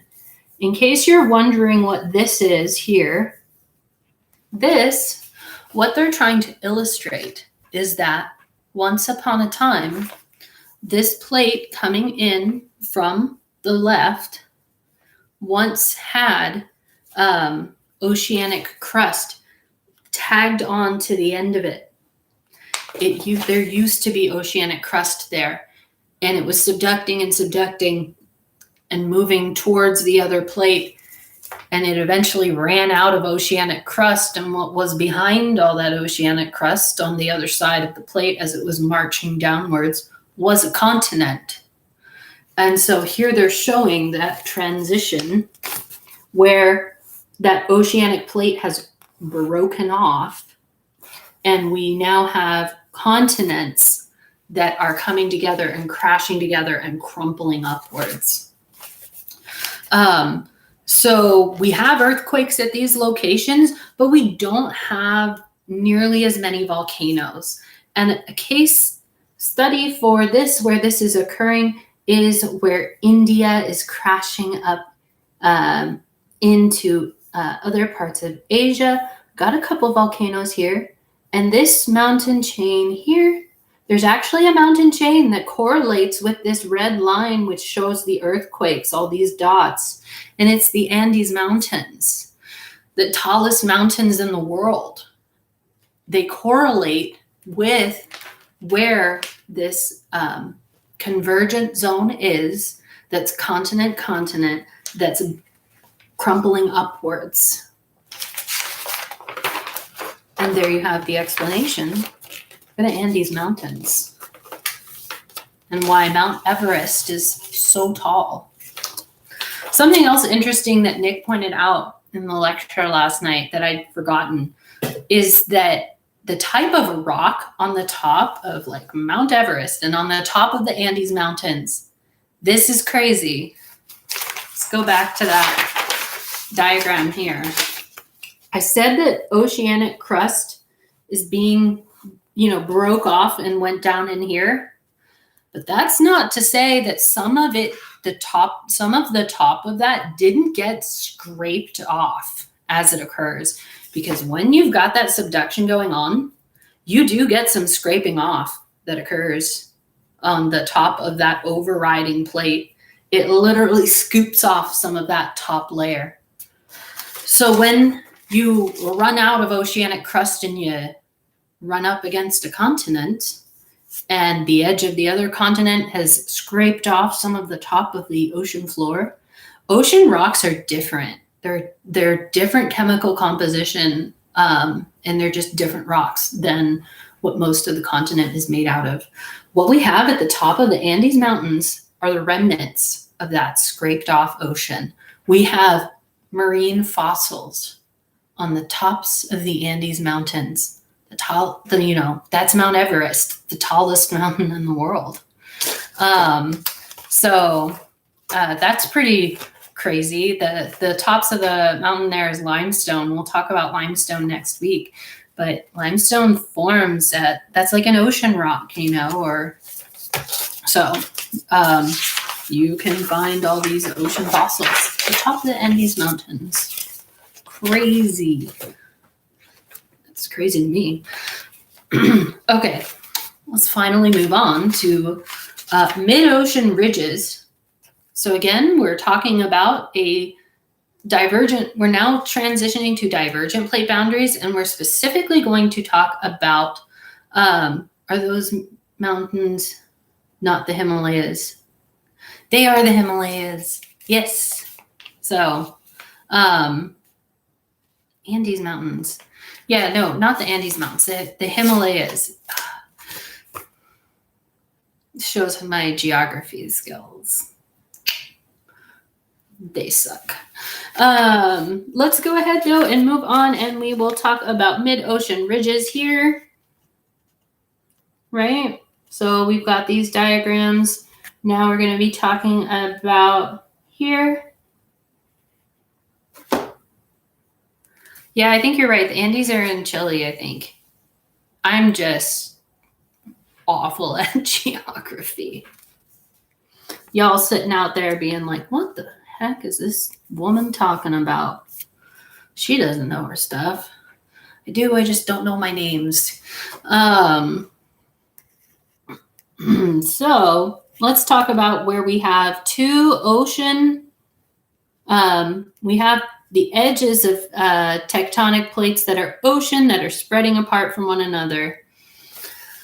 That divergent plate boundary. You've got that magma welling up, and you have that the sea floor is spreading apart. We have mantle welling up, melting when it gets up close to here and turning into liquid magma, welling up and pushing this ridge apart, right? You get a lot of fissures that occur. What the heck is a fissure? You probably saw that on my notes, and I'm like, what the heck?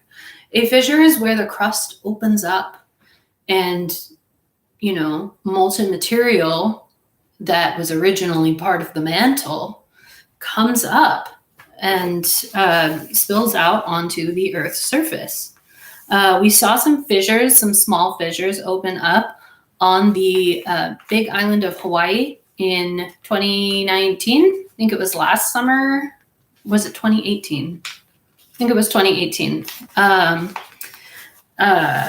I literally had like a live feed of it, like the fountaining from the fissures, like in the corner of my computer as I was working, watching that. And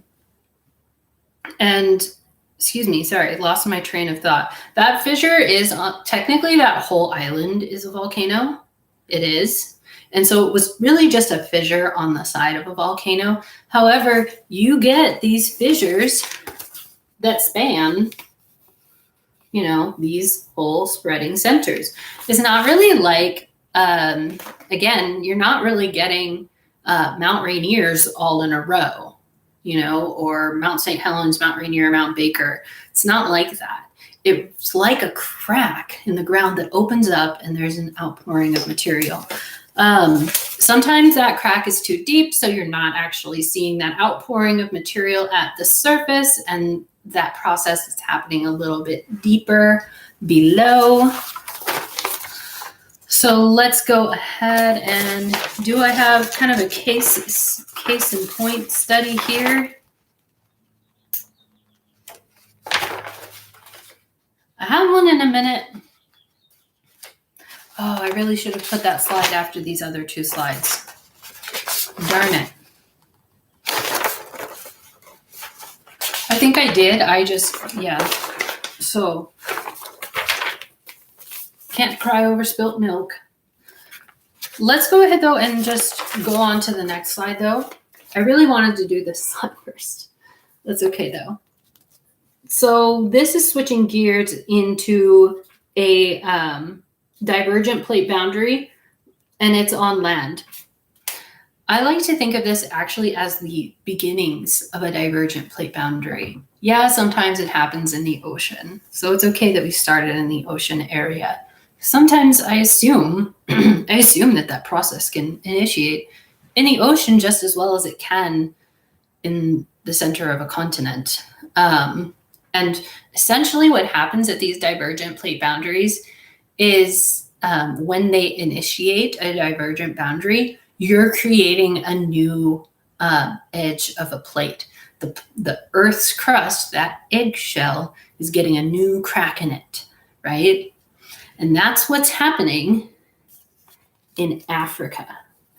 On the Horn of Africa, the crust is literally coming apart, and we are forming a new crack in the eggshell that is the Earth's crust. And then I've got a wonderful meme here bro, do you even rift? And this is actually a picture of the East African rift.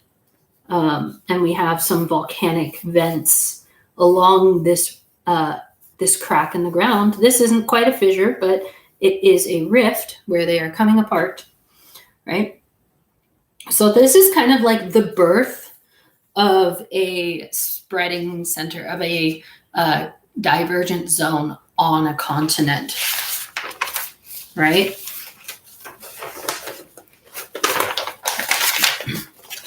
So let's go ahead and go to that next slide and look at some more pictures. I think, yes, all of these photos on this next slide here are part of the East African Rift. Here you can see a crack in the center of the ground, and you can see that this was also a crack as well that's been spread apart. That is literally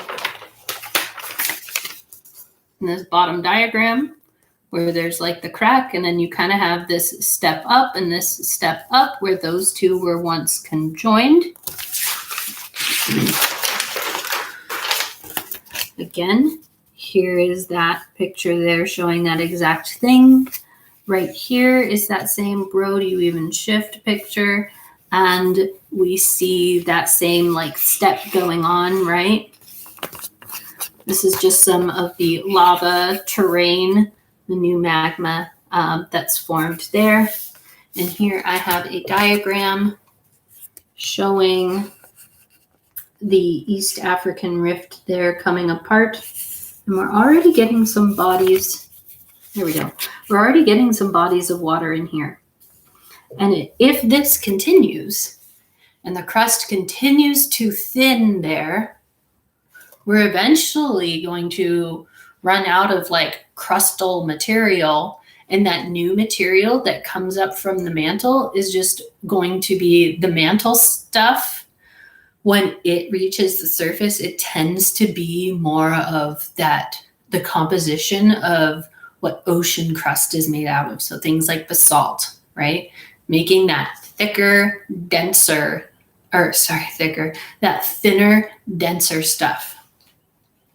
And so if you keep doing that more and more and more, the stuff that comes up is going to be that thinner, denser stuff that's like a lead weight.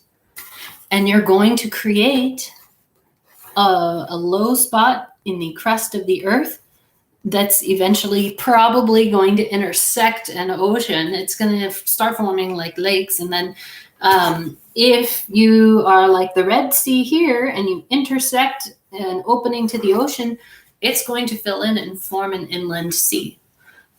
If it keeps going even further, you might even create someday a vast ocean in that spot. Let's talk a little bit about Iceland. Iceland is another place on the surface of the earth where the earth is coming apart. So right in this area here is where we are with kind of like the East African Rift. Right here is kind of where we are with the Red Sea. And we're also, Iceland's kind of a unique thing. Come in, zoom in here on Iceland.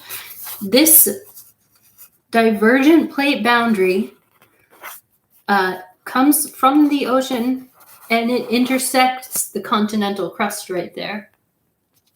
So that spreading center is literally ripping apart poor Iceland, which just happens to be in the way.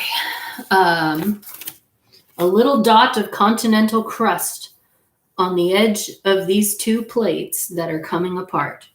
And these photographs are from Iceland. I think that one's from Iceland.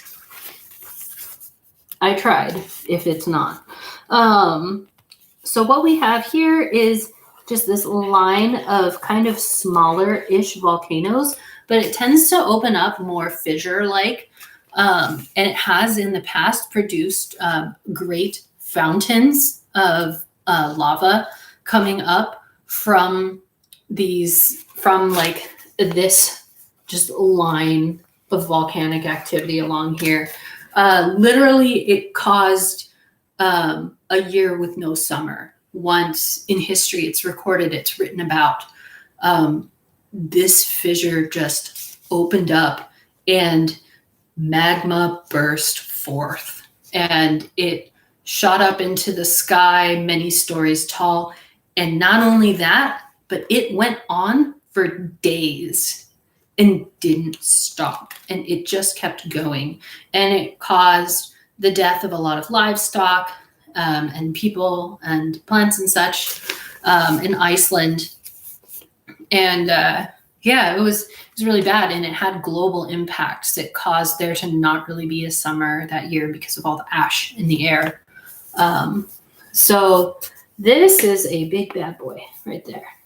Here is kind of another fissure crack in the ground that we've got going on in Iceland. This is kind of what I would sort of expect to see in some regions going on along the spreading, the divergent plate boundary underneath the water. We have some lava kind of cracks forming here, and we've got some pillow basalt.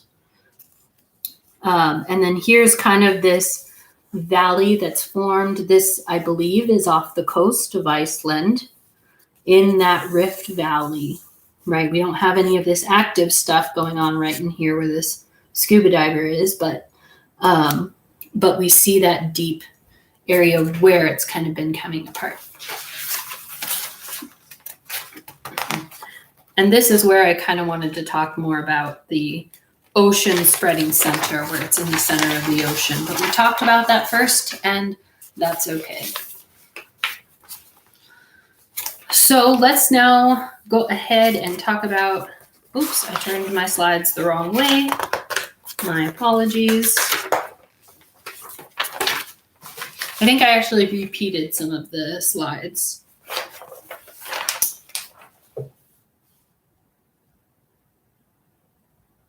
Yeah, it looks like I repeated a couple of the slides. So go ahead and skip slides 29 and 30 because we already talked about those. We don't need to talk about them again. So let's just talk about the last two slides and then we'll be done for today. Let's talk about on slide 31. We are going to talk about earthquakes and volcanic activity going on here at transform plate boundaries. Great example is what we have going on off the coast in California and somewhat off the coast. Washington and like the upper part of the West Coast has kind of like a clockwise rotation going on. And there's also like the motion isn't completely like side to side here. It's a little bit of coming together at an angle. And not only at an angle, but our corner of our plate seems to be getting a little bit twisted for some reason. Our area of the North American plate seems to be kind of like squishing a little bit like that. Wonder if that has anything to do with the Yellowstone hotspot and the fissures and such in eastern Washington. Let me know your hypotheses. But we've got this interesting clockwise rotation, and then at the edge of like along California, that creates some transform movement going on. So what happens in terms of earthquakes and volcanoes at transform plate boundaries? The plates, like I said, they lock together as pressure builds up. The plates are wanting to move in opposite directions. And then when the pressure becomes too great, they finally slip and produce an earthquake. So we have a lot of earthquake activity going on at these plate boundaries, right? But we have a lot of earthquakes, but we don't have a lot of volcanoes occurring. There's not really any upwelling in the mantle going on and then partially melting, that hot malleable wax melting towards the top of the surface. We don't have any of that upwelling going on at these points. We also don't have anything subducting into the Earth's crust causing partial melting and then welling up and creating a volcano there. So lots of earthquakes, not really any volcanoes. So you can see that up here where we do have subduction going on. This is our area where we live, Washington and a bit of Oregon. There is that kind of coming together motion. So we have volcanoes occurring there. However, the motion as you get further down the plate boundary here is more side to side. It's not directly or somewhat askew coming at each other at all. It's just moving past one another. And as it moves past, we just get those earthquakes. We don't have something plunging below, creating those volcanoes and that partial melting. All right, guys, we're almost done. Promise. Thanks for those of you who have hung in there with me so far for this long. Here we have the Hawaiian hotspot. Example is Hawaii. There are other hotspots. They don't always occur in the middle of oceans. But here we have a hotspot. This is kind of the initiation, the birth of a hotspot that we've got going on here.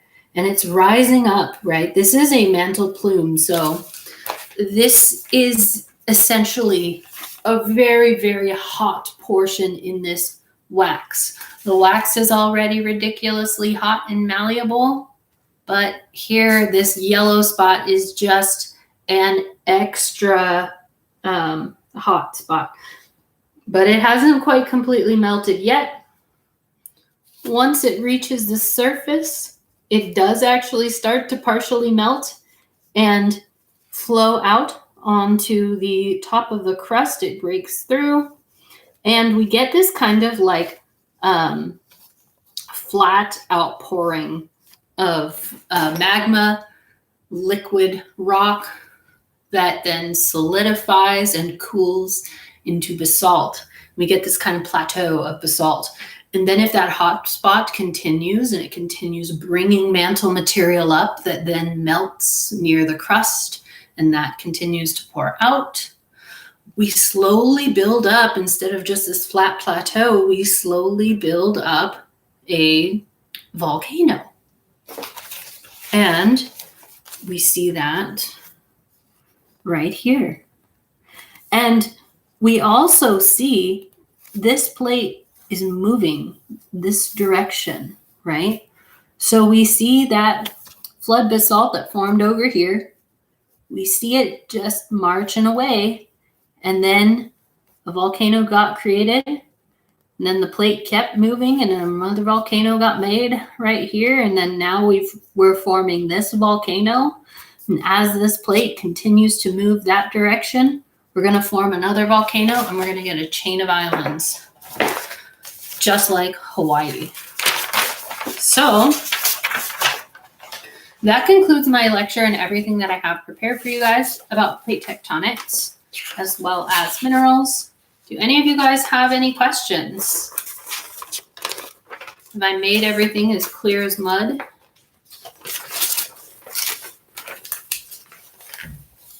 What was your favorite part? What was the weirdest, coolest thing out of any of it? I know it can get kind of dry sometimes. I'm working on that. It's part of what I'm trying to improve, is making my stuff less dry.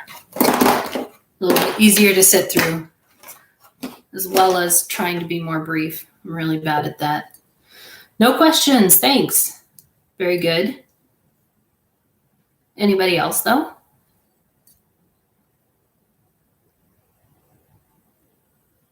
The dread of the looming Cascadia earthquake. Indeed, our plates that lock here along our subduction zone, as well as on the other side of Japan towards Asia and stuff. Well, no, it really is right below Japan, where you have an oceanic, the edge of a plate that's oceanic, as in that edge is oceanic. And then you have another oceanic edge, they get locked on each other. And when that slips, it makes a big earthquake. And we're talking, Tohoku earthquake big. If you really want to see some scary stuff, I'll probably have you watch it anyways, because I like to jar people into realizing how relevant this is and how important it is that we know about these hazards. especially since we live in an area that has had these in the past, I'll have you guys watch footage of the Tohoku earthquake, and it's terrifying. So let's see. No questions. Rachel says, no questions. Fissures are cool though. They are so cool. Check out the video link. No, I don't have a video link to it, but if you just do a YouTube search for Hawaiian eruption 1990, no, 1980, 2018, you'll see a lot of fissure eruptions. And in the past, we've actually had gigantic fissure eruptions here in Eastern Washington in our own backyard. And you can see the ramifications of that all across Eastern Washington. It's just expanses and expanses of flood basalts, all of Eastern Washington.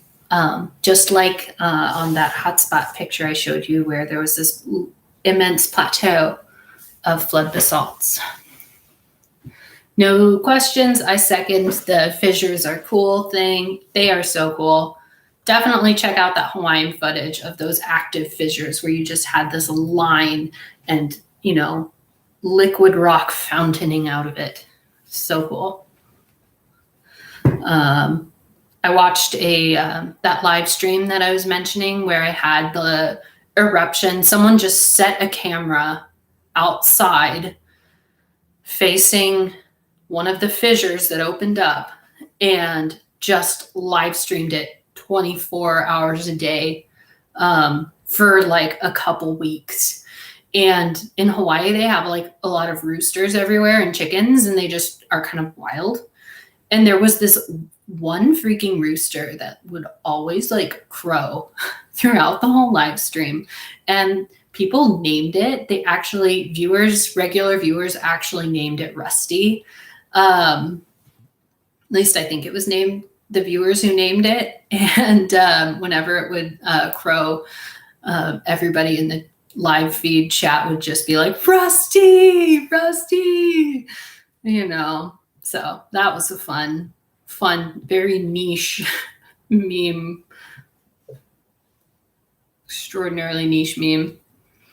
Well, so next week, there's still 8 of you here. Next week, we're going to talk about rocks. We are going to really hit the ground running there. We are going to be talking about all 3 rock types. There's 3 types of rocks, and you guys have 6 samples of each in your rock kit. And we're going to cover all 3 rocks in 1 week. We're definitely going to be going an inch deep and a mile wide next week. It will definitely be a crash course, a cram session. If I could split this class into 2 courses, which we do, geology, you may have seen in the catalog, Geology 102 and 104. That's this same class almost, except some 106 teachers will go more into like atmospheres and space and more in depth into like ocean and seawater. And we talk about oceans in here in my class, but we talk about it more from a frame of geology. However, 102 and 104 are basically this class, but split up into 2 different classes. And when I teach 102, I have a week dedicated to each of the 3 types of rocks. So we're going to cram it all into 1 week. We're not going to go as in depth. We're going to try not to go as in depth as much as I can stand. I like rocks. It's hard to be so brief about them. Could go on forever about them. So, but yeah, we're gonna do that next week. Yeah. So if there's no other questions, like, then I guess that you guys are all like free to go and work on your labs. If you haven't started working on your labs, I really recommend doing so now. Again, look at a few different mineral type websites to kind of see which one you like best for getting your data from, and check that out and fill in that data chart there. Make a few sketches of the ones that have or make a sketch of each one, just one sketch per sample that has the little asterisk star on it. Those are going to be minerals that we will be talking about a lot next week when we talk about igneous rocks. They're very important. And you're going to want to know those ones. So that's why I'm having you sketch them out and spend a little extra time on them, because they are going to keep coming up all next week long, and probably in the future, not only those minerals, but the igneous rocks associated with the various minerals. Any other tidbits of wisdom I can give to you guys, the 6 of you remaining? Keep in mind the scientific method challenge. Keep thinking. The challenge again from Monday was to try and think of some ways that you can use the scientific method this week. So if you're presented with a conundrum or something, or a unique observation, think about how you might use the scientific method in that. Or if you're cooking something new, because we are in quarantine and most of us are eating from home a lot more often than we used to, and you're trying out some new cooking recipes, maybe as you're cooking, be like, how can I scientific method this, trying to improve it next time? What might I, making observations, hypotheses, testing that hypotheses by maybe trying to cook it again. Or other conundrums, ways that you might do stuff.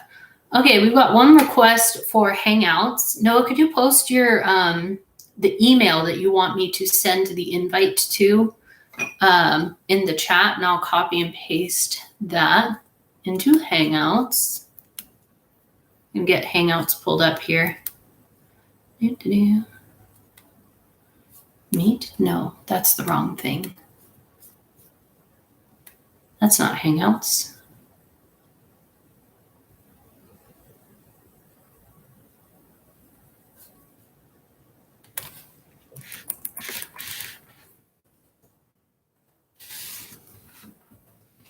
I thought I had a quick link to it on my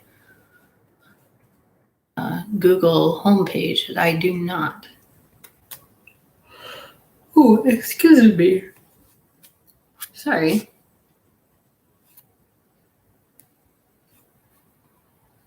Anyone else want to hop on with the Google Hangouts?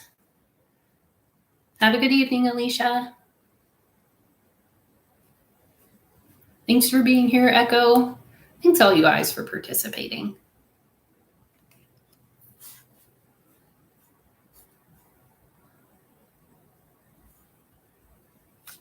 Let's see. Still waiting on an email, Noah. 'Cause what I do is I send, put your email in a thing. It asks me to invite people to my video call. And when I do that, I'll send you it. Why does it keep going to Meet?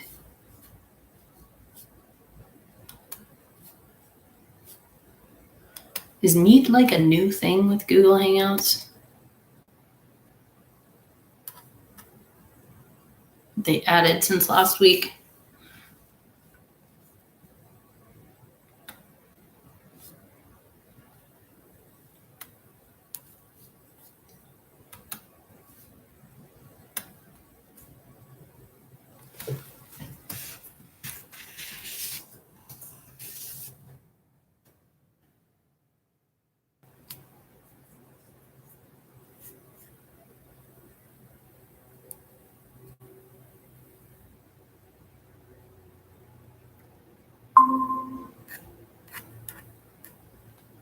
Add people.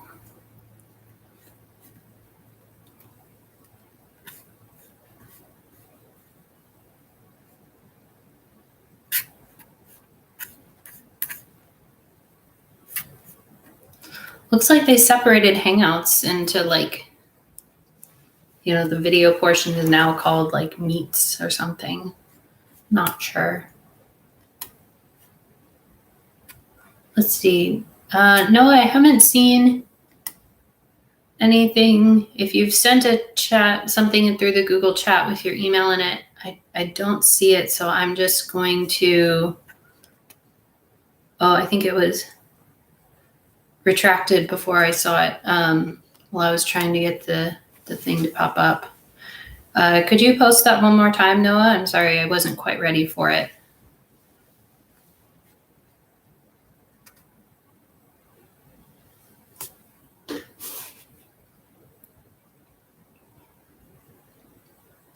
And now I have iced tea.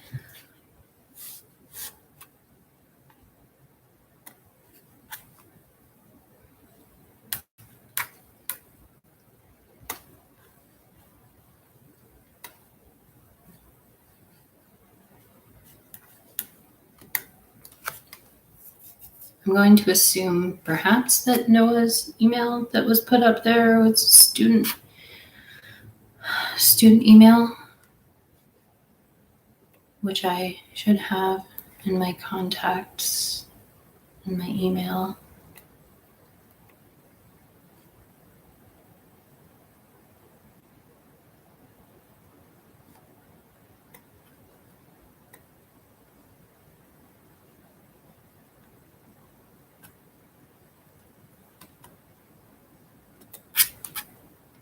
I'll use this one.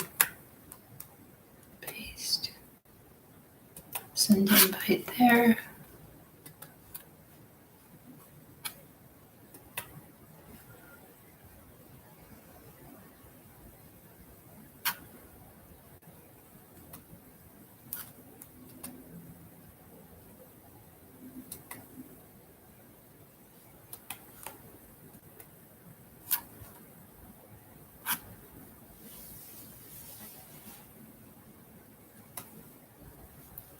All right, I think I'm going to end the YouTube video for now. I'll keep the comments open. If you guys, or I'll keep this posted up so that maybe I can see some more additional comments. But yeah, throw your email up in the chat if you want to join for the Google Hangouts Meet session.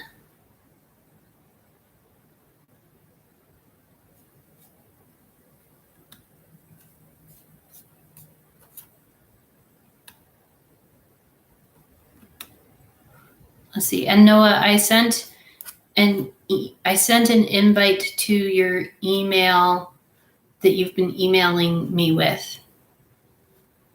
So not your student email, but the one that you've used to email me with. All right. And I will sign off. All right, everybody, have a great evening, great weekend. See you next time.